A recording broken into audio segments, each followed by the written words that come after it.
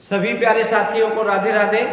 प्रद्योत गुरुकुल में आप सबका स्वागत है। मैं हूं प्रद्योत और आप प्रद्योत गुरुकुल यूट्यूब चैनल देख रहे हैं। आज हम आपके लिए एक और बेहतरीन क्लास लेकर आए हैं, खड़ी बोली गद्य का आरंभिक संघर्ष।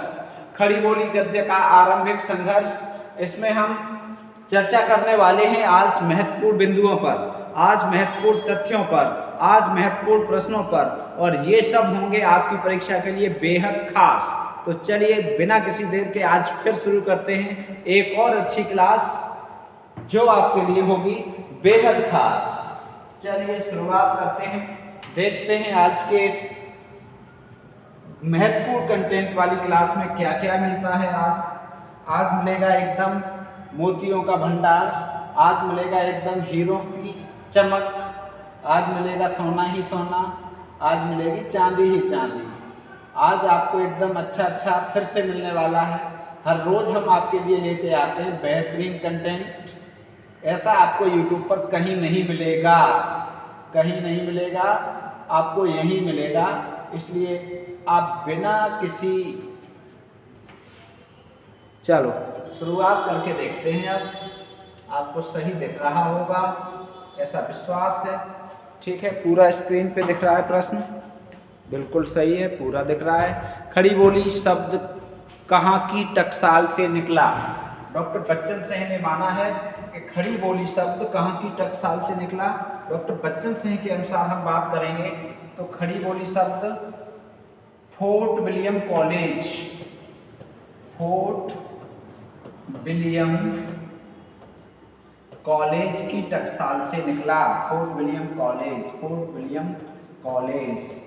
ये देखो कॉलेज की शुद्ध वर्तनी है, कॉलेज की टकसाल से। टकसाल वैसे होता है सिक्के बनाने का स्थान। ठीक है, तो अब इन्होंने लिखा है कि खड़ी बोली शब्द फोर्ट विलियम कॉलेज की टकसाल से निकला। ठीक है, और ये कॉलेज की शुद्ध वर्तनी आप याद रखेंगे, इस तरह से होता है कॉलेज की शुद्ध वर्तनी। कॉलेज लिखोगे आप तब भी अशुद्ध है, ये अशुद्ध वर्तनी है। ठीक है, और यदि आपने ऐसे कॉलेज लिख दिया तो भी अशुद्ध है, आपने कॉलेज लिख दिया तो भी अशुद्ध है। ठीक है, और आपको ऐसे लिख दिया तो ये होगा शुद्ध। ठीक है, तो ये शुद्ध वर्तनी ध्यान रखेंगे, कॉलेज की शुद्ध वर्तनी। ठीक है, शिष्य स्वर ओ का प्रयोग इसमें होना है। अगला है खड़ी बोली शब्द का प्रयोग सर्वप्रथम किसने किया? खड़ी बोली शब्द का प्रयोग सर्वप्रथम किसने किया, बताओ। ठीक है, तो सर्वप्रथम कॉलेज के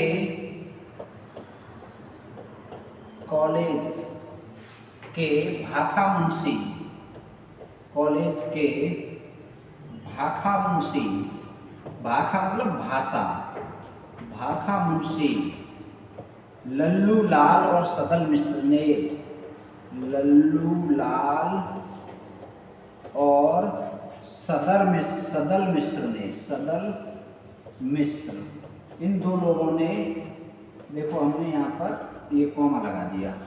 ठीक है, कॉलेज के भाखा मुंशी लल्लू लाल और सदल मिश्र ने सर्वप्रथम खड़ी बोली शब्द का प्रयोग किया। ठीक है, सबसे पहले कॉलेज के भाखा मुंशी लल्लू लाल और सदल मिश्र ने इस शब्द का प्रयोग किया। चलिए, बहुत शानदार है। डॉक्टर बच्चन सिंह के अनुसार बता रहे हैं हम, यदि आपको कोई कंफ्यूजन हो तो आप चर्चा कर सकते हो। अगला है सन 1804 में जॉन गिलक्राइस्ट ने किस ग्रंथ में खड़ी बोली शब्द का प्रयोग किया? जॉन गिलक्राइस्ट ने खड़ी बोली शब्द का प्रयोग सन 1804 ईस्वी में किस शब्द में किया? ठीक है, किस ग्रंथ में किया, कहाँ किया? तो खड़ी बोली शब्द का सर्वप्रथम प्रयोग इन्होंने किया है, वो आपको पूछा जा रहा है, आपको बताना है कहाँ किया है। द हिंदी रोमन,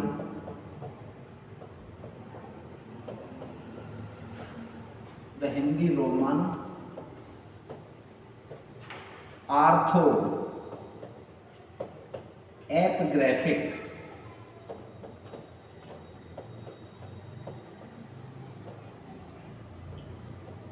यहाँ पर सर्वप्रथम प्रयोग किया है खड़ी बोली शब्द का। ठीक है, epigraphic, the Hindi Roman ortho epigraphic, सबसे पहले इन्होंने यहाँ पर खड़ी बोली शब्द का प्रयोग किया।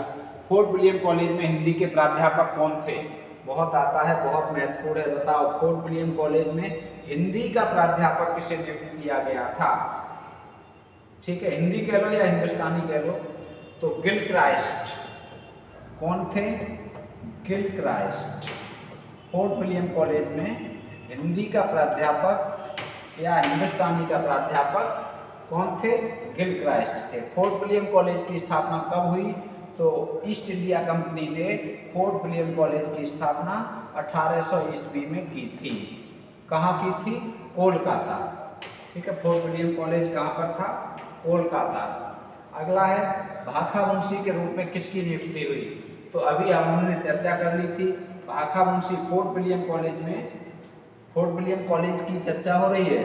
फोर्ट विलियम कॉलेज में भाखा मुंशी के रूप में किसकी नियुक्ति हुई थी? तो भाखा मुंशी के रूप में दो लोगों की नियुक्ति हुई थी, लल्लू लाल, ठीक है, लल्लू लाल की नियुक्ति हुई थी भाखा मुंशी के रूप में, और सदल मिश्र की। और किसकी हुई थी? सदल मिश्र की। लल्लू लाल और सदल मिश्र की नियुक्ति हुई थी भाखा मुंशी के रूप में। किसने कहा हिंदी अंग्रेजों द्वारा आविष्कृत है? देखो, कोई भी भाषा आविष्कृत नहीं हो सकती, कोई भी भाषा बोली से विकसित होती है, ये तो सब जानते हैं, ये भी जानते थे, लेकिन इन्होंने अफवाहें फैलाई, भ्रांतियां फैलाई, भ्रम फैलाया समाज में। तो फोर्ट विलियम कॉलेज के माध्यम से ये भ्रम फैलाया गया कि हिंदी अंग्रेजों द्वारा आविष्कृत है। किसने? जॉर्ज ग्रेयर्सन ने। किसने ये भ्रम फैलाया? जॉर्ज ग्रेयर्सन ने। जॉर्ज ग्रेयर्सन ने ये भ्रम फैलाया कि हिंदी अंग्रेजों द्वारा आविष्कृत है। और कौन से ग्रंथ में? The vernacular literature of Hindustan, literature of Hindustan, ठीक है, इसकी भूमिका में, हिंदुस्तान की भूमिका में, इसकी भूमिका में ये बात कही। ठीक है, ध्यान रखेंगे। ठीक, जॉर्ज ग्रेयर्सन ने the vernacular literature of Hindustan की भूमिका में ये बात कही कि हिंदी अंग्रेजों द्वारा आविष्कृत है। ठीक है, अगली बात, किसने खड़ी बोली को किसी की मातृभाषा स्वीकार नहीं किया? इन्होंने ये कहा कि खड़ी बोली किसी की मातृभाषा नहीं है। किसी की मातृभाषा नहीं है, ऐसा कैसे हो सकता है कि खड़ी बोली मातृभाषा न हो? तो ये कथन किसका है? ये भी जॉर्ज ग्रेयर्सन का ही है। जॉर्ज ग्रेयर्सन ने ही खड़ी बोली को जॉर्ज ग्रेयर्सन ने ही खड़ी बोली को किसी की मातृभाषा स्वीकार नहीं किया। ठीक है, किसने खड़ी बोली को किसी की मातृभाषा स्वीकार नहीं किया? तो जॉर्ज ग्रेयर्सन ने। ग्रेयर्सन ने यह कहा खड़ी बोली किसी की मातृभाषा नहीं हो सकती। ठीक है, अगला है, हम हिंदुस्तान की उस बोली को हिंदुई या हिंदी समझते हैं जो मुख्यतः संस्कृत से बनी है और जो मुसलमानों के आने से पूर्व हिंदुस्तान में बोली जाती थी। यह कथन किसका है?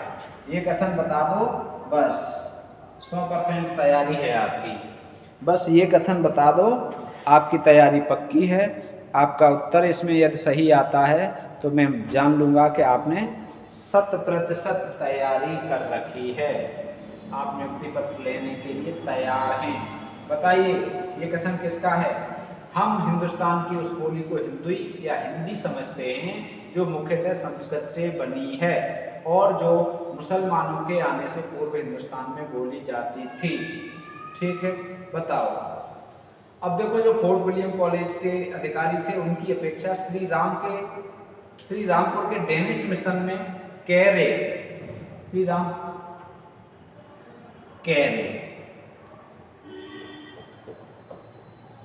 कैरे, इनका ये कथन है। ठीक है, तो कैरे की दृष्टि ये थी, इन्होंने खूब पैनी दृष्टि से समझा, सूझबूझ से अपनी बात कही और बाइबल के हिंदी अनुवाद में ये बात लिखी कि हम हिंदुस्तान की उस बोली को हिंदू या हिंदी समझते हैं जो मुख्यतः संस्कृत से बनी है और जो मुसलमानों के आने से पूर्व हिंदुस्तान में बोली जाती थी। ठीक है, अगला देखो 10वां प्रश्न, इसके शब्द रूप अनिश्चित, भाषा ब्रजी, शैली पंडिताऊ है। ठीक है, इसके शब्द रूप अनिश्चित, यहाँ से यहाँ तक एक बात। ठीक, दूसरी बात भाषा ब्रजी रंजित, तीसरी बात शैली पंडिताऊ, 3 विशेषताएं आ गई। इसके शब्द रूप अनिश्चित हैं, भाषा ब्रजी रंजित है और शैली पंडिताऊ है। किसके बारे में ये बात कही गई है? किसके बारे में कही गई है? प्रेम सागर के बारे में। ठीक है, किसके बारे में कही गई है? प्रेम सागर। ठीक है, किनकी रचना है? लल्लू लाल की। लल्लू लाल के प्रेम सागर के बारे में ये कथन कहा गया है। बच्चन सिंह कहते हैं कि इसके शब्द रूप अनिश्चित, भाषा ब्रजी रंजित और शैली पंडिताऊ है। कॉलेज के बाहर के लेखक जो आदर के पात्र थे, ठीक है, कॉलेज का मतलब फोर्ट विलियम कॉलेज, कॉलेज का फोर्ट विलियम कॉलेज लगाया जाएगा।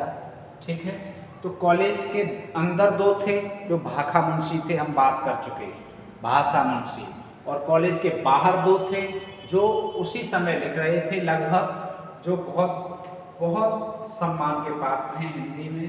तो वो कौन कौन से हैं? नंबर 1 मुंशी सदा सुख राय, सदा सुख राय निसार। ठीक है, ये कॉलेज के बाहर लिख रहे थे। और नंबर 2 इंसा अल्लाह खां, इंसा अल्लाह खां, ये कॉलेज के बाहर थे, ये कॉलेज में नहीं थे। ठीक है, कॉलेज में कौन कौन थे? तो कॉलेज में कौन कौन थे आपको पता है? सदल मिश्र और लल्लू लाल। लल्लू लाल और सदल मिश्र कॉलेज में थे और भाषा मुंशी थे। लल्लू लाल और सदल मिश्र कॉलेज में थे और भाषा मुंशी थे, और ये कॉलेज के बाहर लिख रहे थे, कॉलेज में नहीं थे। मुंशी सदासुख लाल भी मिलता है नाम इनका। तो मुंशी सदासुख राय निसार और इंसा अल्लाह खां ये कॉलेज के बाहर लिख रहे थे और आदर के पात्र थे, अच्छा लिख रहे थे। अब देखो निम्नलिखित रचनाओं के लेखक बताइए। चंद छंद वर्णन की महिमा, चंद छंद वर्णन की महिमा बताइए, कौन है इसके रचनाकार? तो इसके रचनाकार हैं कवि गंग। कौन है? कवि गंग। ठीक है, कवि गंग, कवि गंग है। चंद छंद वर्णन की महिमा, इसके रचनाकार कौन है? बहुत महत्वपूर्ण, कवि गंग। ठीक है, योग वशिष्ठ, योग वशिष्ठ के रचनाकार कौन है? बार बार पूछी जाती है, तो राम प्रसाद निरंजनी, राम प्रसाद निरंजनी। ठीक है, योग वशिष्ठ के रचनाकार। अब देखो तीसरा, पद्म पुराण वचनिकार, बहुत अच्छा नया ग्रंथ, पद्म पुराण वचनिकार। तो इसके रचनाकार हैं दौलत राम। कौन है? दौलत राम। ठीक है, दौलत राम ने लिखा है पद्म पुराण वचनिकार। अब है गोरा बादल की कथा, गोरा बादल की कथा। तो इसके रचनाकार कौन है? जटमल। इसके रचनाकार कौन है? जटमल है। ठीक है, तो ये महत्वपूर्ण रचनाएं हो गई, हिंदी के लिए बहुत महत्वपूर्ण है, बहुत आती हैं। निम्न लेखकों की रचना लिखो, मुख्य एक एक रचना इनकी लिखनी है। निम्न लेखकों की रचना लिखो। अब लल्लू लाल की, तो लल्लू लाल की प्रमुख रचना कौन सी है? प्रेम सागर। लल्लूलाल की प्रमुख रचना प्रेम सागर, ठीक है, प्रेम सागर। लल्लूलाल की प्रमुख रचना कौन सी है? प्रेम सागर। सदल मिश्र की रचना कौन सी है? नासिकेतोपाख्यान, नासिकेतोपाख्यान, नासिकेतोपाख्यान, ठीक है। सदल मिश्र की नासिकेतोपाख्यान। अब सदा सुखलाल की सुख सागर, सदा सुखलाल की सुख सागर, ठीक है। अब इस सुख सागर अभी तो यहाँ लिख लो, ठीक है, लेकिन इस पर थोड़ी सी महत्वपूर्ण चर्चा करेंगे आगे, ये सुख सागर, ठीक है। अगला है इंशाअल्लाह खां, तो इनकी रानी केतकी की कहानी, रानी केतकी की कहानी, केतकी की कहानी, ठीक है। आज हम चर्चा कर रहे हैं, काय पर चर्चा कर रहे हैं? चर्चा कर रहे हैं इस पर, खड़ी बोली गद्य का आरंभिक संघर्ष, मुख्यतः फोर्ट विलियम कॉलेज, ठीक है, फोर्ट विलियम कॉलेज पर मुख्यतः चर्चा हो रही है। 4 प्रमुख गद्य के उन्नायक माने जाते हैं, हिंदी गद्य के 4 प्रमुख उन्नायक माने जाते हैं, वो ये चारों हैं, लल्लूलाल, सदल मिश्र, सदा सुखलाल और इंशाअल्लाह खां, ठीक है, इंशाअल्लाह खां। अब इनकी रचनाएं आपको पता चल गई, ठीक है, इंशाअल्लाह खां। अब बात अगली करते हैं, वस्तुतः यह जाली ग्रंथ है। कौन सा ग्रंथ है जिसे बच्चन सिंह कहते हैं कि वस्तुतः यह जाली ग्रंथ है? कौन सा ग्रंथ है, बता दो भाई, कौन सा ग्रंथ है जो वस्तुतः जाली कहा गया? बताओ।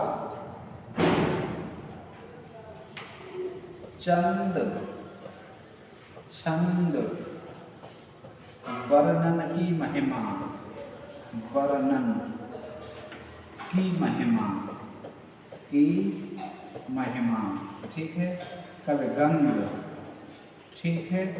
और ये अकबर कालीन ग्रंथ है। कब का ग्रंथ है?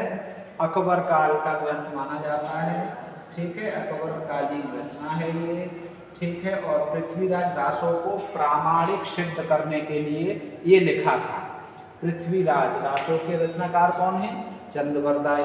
तो चंद, छंद वर्णन की महिमा, चंद और छंद के वर्णन की महिमा इसमें है, इसलिए इसे जाली कह दिया। वो भी जाली तो फिर ये भी जाली, उसकी महिमा करने वाला, तो ये कविगंध का है, ठीक है। और इस ग्रंथ में अकबर को नूरवादीन कहा गया है। इसमें अकबर को क्या कहा गया है? अकबर को नूरवादीन, नूरवादीन, इस ग्रंथ में अकबर को नूरवादीन कहा गया है, ठीक है। अगला, लक्ष्मी सागर वासड़े ने यह भ्रम फैलाया कि इनकी पुस्तक का नाम सुख सागर है, जबकि इस नाम की इनकी कोई पुस्तक नहीं है। हिंदी में सुख सागर उनका उपनाम था। अभी हम सुख सागर की चर्चा कर रहे थे। इस सुख सागर की, ये है सदा सुख राय निसार के सुख सागर की चर्चा कर रहे थे। ये हमने ग्रंथ अलग से लिया है, बच्चन सिंह के ग्रंथ में ये पुस्तक नहीं आई है इस पुस्तक पे। तो बच्चन सिंह का ये कथन है, आपको याद रखना है, बहुत महत्वपूर्ण कथन है। और वो क्या कहते हैं? वो ये कहते हैं लक्ष्मी सागर वासड़े ने ये भ्रम फैलाया। किसने भ्रम फैलाया? लक्ष्मी सागर वासड़े ने, स्पष्ट नाम लेके कह रहे हैं, लक्ष्मी सागर वासड़े ने यह भ्रम फैलाया कि इनकी पुस्तक का नाम सुख सागर है, जबकि इस नाम की इनकी कोई पुस्तक नहीं है। हिंदी में सुख सागर उनका उपनाम था, ठीक है। ये सुख सागर उपनाम था।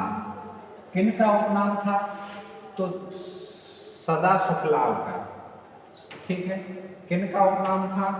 अभी ये लिखाया था सदा सुखलाल, इनका उपनाम था ये, लेकिन इन्होंने सुख सागर नामक कोई ग्रंथ नहीं लिखा, ये कहते हैं बच्चन सिंह, ठीक है। तो उक्त कथन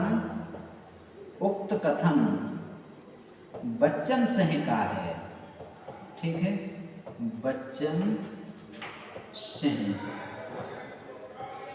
का है एक बात, ठीक। अब दूसरी बात क्या है कि सुख सागर उपनाम किनका है? सुख सागर उपनाम किनका है?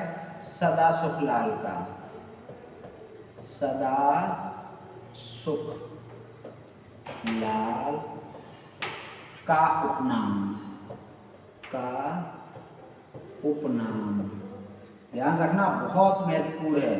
सुख सागर, सुख सागर, सुख सागर नाम का कोई ग्रंथ नहीं लिखा इन्होंने। बच्चन सिंह कहते हैं कि इन्होंने सुख सागर नाम का ग्रंथ नहीं लिखा है, ये तो इनका उपनाम है। अब उपनाम को क्या बना दिया? ग्रंथ। और किसने बना दिया? लक्ष्मी सागर वार्ष्णेय ने। क्या फैला दिया? भ्रम। और पूरी दुनिया जानती है, बार बार प्रश्न आता है, परीक्षाओं में भी प्रश्न आता है, बोर्ड की किताबों में भी दिया हुआ है कि सुख सागर सदा सुखलाल का ग्रंथ है। लेकिन बच्चन सिंह लिखते हैं ये भ्रम है, इन्होंने कोई सुख सागर नामक ग्रंथ नहीं लिखा, सिर्फ इनका उपनाम था सुख सागर और उसे बना दिया गया ग्रंथ। तो ये देखो, बहुत महत्वपूर्ण बात हो गई, बहुत ज़्यादा ही महत्वपूर्ण बात हो गई। ठीक है, तो इस बात को आप स्पेशली नोट रखेंगे। लक्ष्मी सागर वार्ष्णेय ने यह भ्रम फैलाया। ये भी आ सकता है कि यह भ्रम किसने फैलाया कि इनकी पुस्तक का नाम सुख सागर है, जबकि इस नाम की इनकी कोई पुस्तक नहीं है, तो आप कहेंगे लक्ष्मी सागर वार्ष्णेय ने। ये पूरा कथन आए तो किसका कथन है, तो आप बताएंगे बच्चन सिंह का। या ये आए कि बच्चन सिंह के अनुसार सदा सुखलाल निसार का उपनाम क्या था। अब यहाँ ये भी देख लो, सुख सागर उपनाम से ये हिंदी में लिखते थे, हिंदी में सुख सागर उपनाम से लिखते थे। ठीक है, हिंदी भाषा में जब लिखते थे तो सुख सागर उपनाम से लिखते थे, बच्चन सिंह कहते हैं। ठीक है, चलो अब बात करते हैं अगले प्रश्न पर। सुरासुर निर्णय निबंध के लेखक कौन हैं? तो सुरासुर निर्णय निबंध के लेखक सदा सुखलाल, सेम है। ठीक है, यही है, सदा सुख लाल, लाल कह लो या राय कह लो, ये हैं सुरासुर निर्णय निबंध के लेखक सदा सुखलाल। कौन है? सदा सुख जी। और ये निर्णय कहाँ संग्रहित है ये बता दो। हिंदी भाषा सार में। ठीक है, हिंदी भाषा सार में संग्रहित है, हिंदी भाषा सार में संग्रहित।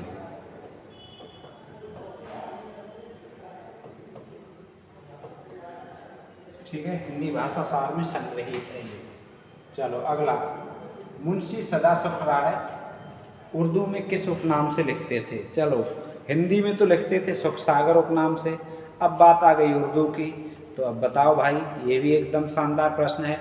मुंशी सदा सुख राय उर्दू में किस उपनाम से लिखते थे? अभी बात हो रही थी हिंदी की, अब उर्दू की। बताओ उर्दू में किस नाम से लिखते थे? हिंदी में बता दो, हिंदी में तो लिखते थे सुख सागर उपनाम से, और उर्दू में किस नाम से लिखते थे? तो ये बहुत अच्छा प्रश्न है। ये उर्दू में उपनाम से लिखते थे, वो उपनाम था इनका, ऊपर लिखा हुआ है निसार, निसार। ठीक है, उर्दू में निसार उपनाम से लिखते थे मुंशी सदा सुख राय। ठीक, अगला देखो, रस्मो रिवाज भाखा का दुनिया से उठ गया, इसके कथनकार कौन है? बताओ। रस्मो रिवाज भाखा का, भाखा मतलब भाषा, रस्मो रिवाज भाखा का दुनिया से उठ गया। ठीक है, खेद व्यक्त किया है कि भाषा का जो रस्म और रिवाज है वो उठ गया, रस्म और रिवाज भाषा के इस दुनिया से चले गए। ये कथन किसने कहा है? तो इस कथन के कथनकार हैं, सीधे सीधे उत्तर कर दो, अभी चर्चा कर रहे थे हम, सदा सुख राय, सदा सुख राय निसार। ठीक है, कौन है? सदा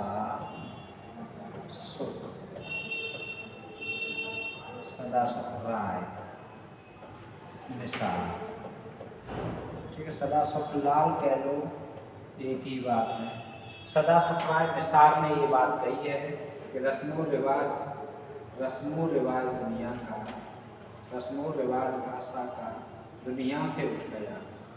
ठीक है, किसने कहा है? अगला देखो, अब रानी केतकी की कहानी का अन्य नाम है।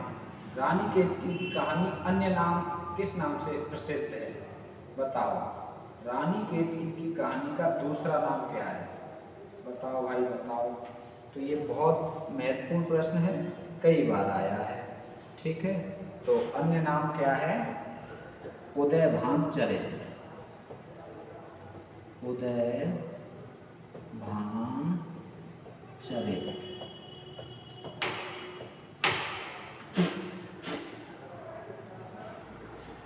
उदयभान चरित, ठीक है। उदयभान चरित अथवा रानी केतकी की कहानी, एक ही बात है। उदयभान चरित या रानी केतकी की कहानी, ठीक है। चलो अगला, इंसा का जन्म कहाँ हुआ? इंसा अल्लाह खां, ठीक है। इंसा का मतलब इंसा अल्लाह खां। इंसा का जन्म कहाँ हुआ? तो मुर्शिदाबाद। कहाँ हुआ? इंसा का जन्म हुआ मुर्शिदाबाद में, ठीक है। इंसा का जन्म हुआ मुर्शिदाबाद में, ठीक है। मुर्शिदाबाद में इंसा का जन्म हुआ। बंगाल की नवाबी खत्म होने के बाद ये दिल्ली चले गए। दिल्ली में अस्थिरता इन्हें महसूस हुई तो ये लखनऊ आ गए। लखनऊ के नवाब के यहाँ इनकी खूब बनने लगी। लखनऊ के नवाब के ये नाक के बाल हो गए। बच्चन सेन ने ऐसे लिखा है। नाक के बाल का अर्थ होता है अत्यधिक प्रिय, अत्यंत प्रिय होना। तो लखनऊ के नवाब के नाक के बाल हो गए। ये उन्हें मजाकिया लतीफुल्ले सुनाया करते थे। एक बार लतीफुल्ला सुनाया तो लखनऊ वाले नवाब नाराज हो गए और नाराज होने के बाद इन्हें निकाल दिया गया या फिर इनके बाद इन्हें धन देना बंद कर दिया। धन की कमी हो गई और ये सोचते सोचते फिर बीमार हो गए और मर गए, ठीक है। तो क्या हुआ? एक दिन लतीफे से नवाब नाराज हो गए, फिर इनके पास पैसे की कठिनाई बढ़ गई और अंत में उन्मादग्रस्त होकर मर गए। फारसी में लिखी हुई उनकी पुस्तक दरियाए लताफत, ठीक है, बहुत प्रसिद्ध है। किन की? बताओ। ये फारसी के लोकप्रिय कवि भी थे। कौन? यही इंसा अल्लाह खां। इंसा अल्लाह खां बहुत अच्छा लिखते थे उर्दू में, फारसी में, और फारसी में इनकी लिखी हुई ये वाली रचना अत्यधिक प्रसिद्ध है, ठीक है। दरियाए लताफत। अगला देखो 22वां, कमर बांधे हुए चलने को यहाँ सब यार बैठे हैं, बहुत आगे गए बाकी जो हैं तैयार बैठे हैं। वाह वाह वाह। कमर बांधे हुए चलने को यहाँ सब यार बैठे हैं, बहुत आगे गए बाकी बचे जो हैं तैयार बैठे हैं। बहुत आगे गए बाकी जो बचे हैं तैयार बैठे हैं। मतलब बहुत तो आगे चले गए, बाकी बचे हैं वो सब तैयार बैठे हैं। लोगों की जुबान पर इनका ये शेर, इनकी ये पंक्तियाँ आज भी लोगों की जुबान पर सुनी जाती हैं। इन पंक्तियों के रचनाकार भी इंसा अल्लाह खां।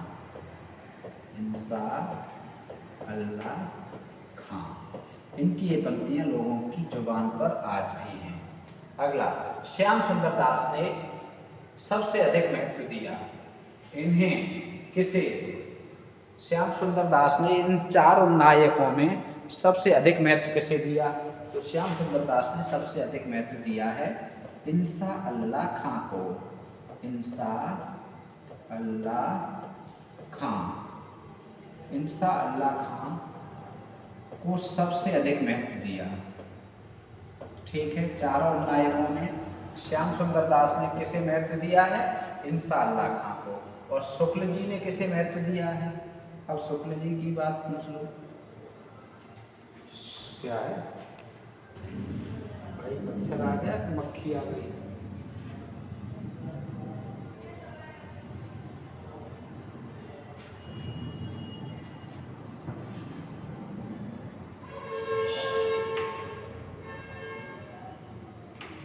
ठीक, चलो। तो शुक्ल जी ने सबसे अधिक महत्व किसे दिया? तो शुक्ल जी ने सबसे पहला महत्व दिया है सदासुख लाल को। किसे दिया है? सदासुख को, शेख। और दूसरा नंबर किसे दिया है शुक्ल जी ने? सदल मिश्र को। ठीक है, सदल मिश्र। ठीक है, सदा सदल। ठीक है, सदा सदल, सदा सदल। शुक्ल जी ने दूसरा महत्व दिया है सदा सुखलाल को और सदल मिश्र को, इन चारों में से। अब देखो, ये आज की क्लास फोर्ट विलियम कॉलेज खड़ी बोली हिंदी का आरंभिक संघर्ष बहुत महत्वपूर्ण कंटेंट के साथ पूरी होती है। क्लास आपको कैसी लगी कमेंट बॉक्स में बताइए। अच्छी लगी है तो लाइक करें, दोस्तों को शेयर भी करें। ठीक है, और हम सुबह क्लास, शाम को नेटवर्क दिक्कत रहती है तो सुबह 9:15 बजे क्लास रखना चाह रहे हैं। यदि आपको ये टाइम ठीक लगे तो सभी साथी सुबह 9:15 बजे क्लास में अवश्य जुड़ जाया करिए। ठीक है, देखते हैं यदि आप सुबह 9:15 बजे क्लास में जुड़ेंगे तो अच्छा रहेगा, क्लास पूरे दिन चलेगी। ठीक, चलो। इस क्लास की PDF चाहिए तो प्रत्युत गुरुकुल टेलीग्राम चैनल से जुड़ जाइए। बाकी मिलेंगे फिर एक और अच्छे कंटेंट के साथ। क्लास से जुड़ने के लिए बहुत बहुत शुक्रिया। आपका दिन शुभ हो, आपका भविष्य उज्जवल हो, आपको सफलता मिले। माँ सरस्वती आप पर कृपा करें। धन्यवाद।